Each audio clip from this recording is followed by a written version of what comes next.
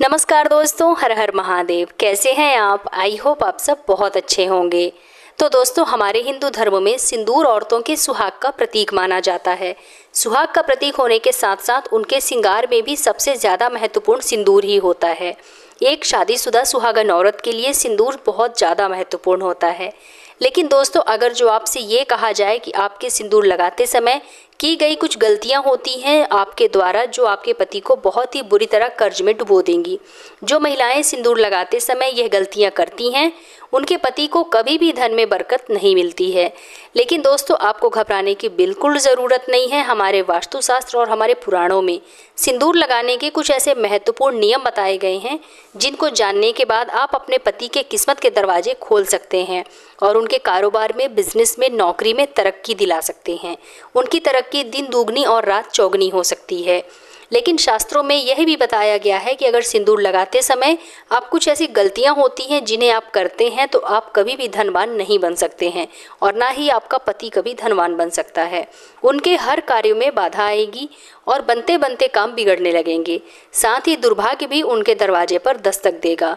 अगर आप भी जानना चाहती हैं कि सिंदूर लगाते समय कौन कौन सी बातों का विशेष ध्यान रखना चाहिए, तो आज की इस वीडियो में हम कुछ ऐसी गलतियों के बारे में बात करने वाले हैं जो कि आपको सिंदूर लगाते समय भूल कर भी नहीं करना चाहिए। लेकिन वीडियो शुरू करने से पहले मेरी आप लोगों से रिक्वेस्ट है कि अगर आप लोगों को मेरा आज का वीडियो पसंद आता है तो वीडियो को लाइक करके हमारे चैनल को सब्सक्राइब जरूर कर लीजिएगा और कमेंट बॉक्स में जय माता लक्ष्मी जरूर लिखिएगा। तो आइए दोस्तों, वीडियो शुरू करते हैं। दोस्तों, हमारे हिंदू धर्म में शादीशुदा स्त्री का सब कुछ उसका सिंदूर ही होता है। हमारे हिंदू धर्म में कहा जाता है कि औरतें जितनी लंबी अपनी मांग भरती हैं उतनी ही लंबी उनके पति की आयु होती है।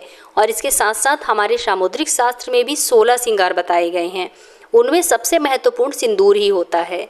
दोस्तों, आजकल के मॉडर्न ज़माने की कई स्त्रियां सिंदूर लगाने के सही तरीके के बारे में नहीं जानती हैं, जिसकी वजह से वह अपनी मांग में उल्टा सीधा सिंदूर भरने लगती हैं और इसी की वजह से उनके पति के जीवन में परेशानियां सदैव चलती रहती हैं। तो दोस्तों, हमारे वास्तुशास्त्र में और पुराणों के अनुसार ऐसा बताया गया है कि जो औरतें सिर धोने के बाद तुरंत सिंदूर लगा लेती हैं या फिर बालों को सूखने से पहले ही यानी कि गीले बालों में सिंदूर लगाती हैं, ऐसे में उनके पति को अनेक तरह की आर्थिक परेशानियों का सामना करना पड़ता है और देखते ही देखते उनके पति कर्ज में डूबते चले जाते हैं। उनका काम धंधा और व्यापार सब ठप पड़ जाते हैं। दोस्तों, हमारे वास्तुशास्त्र के अनुसार गीले बालों में आपको कभी भी सिंदूर नहीं लगाना चाहिए। हमारे वास्तुशास्त्र में इसे बहुत ही अशुभ माना गया है। ऐसा करने से महिलाओं के मन में बुरे बुरे विचार आने शुरू हो जाते हैं।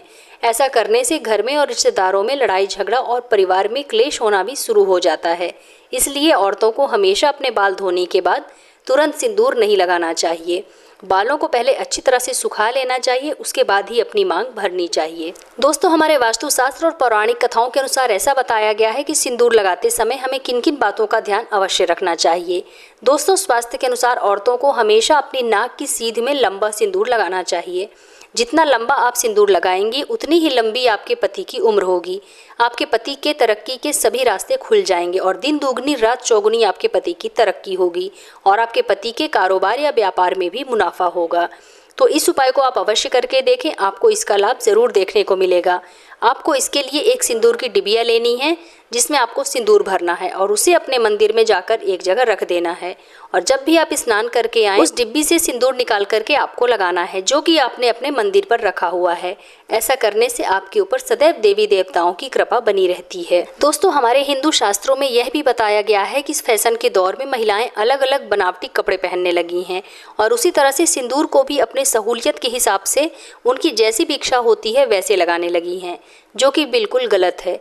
सिंगल सिंदूर लगाते समय महिलाओं को इस बात का ध्यान अवश्य रखना चाहिए कि सिंदूर हमेशा नाक की सीध में ही लगाना चाहिए और जो औरतें टेढ़ी मांग निकाल करके सिंदूर लगाती हैं उनके पति की कोई भी इच्छाएं पूरी नहीं होती हैं और हर काम में उन्हें असफलता का मुंह देखना पड़ता है। दोस्तों, जो स्त्री अपनी मांग के सिंदूर को अपने बालों के पीछे छुपा लेती है ऐसे स्त्रियों के पति को समाज में मान सम्मान प्राप्त नहीं होता है। इसलिए दोस्तों, कभी भी मांग में लगा हुआ सिंदूर आपको छुपाना नहीं चाहिए और नाक के बिल्कुल सीध में ही आपको सिंदूर लगाना चाहिए। ऐसा करने से आपके पति को समाज में मान सम्मान मिलता है और घर में क्लेश नहीं होते हैं।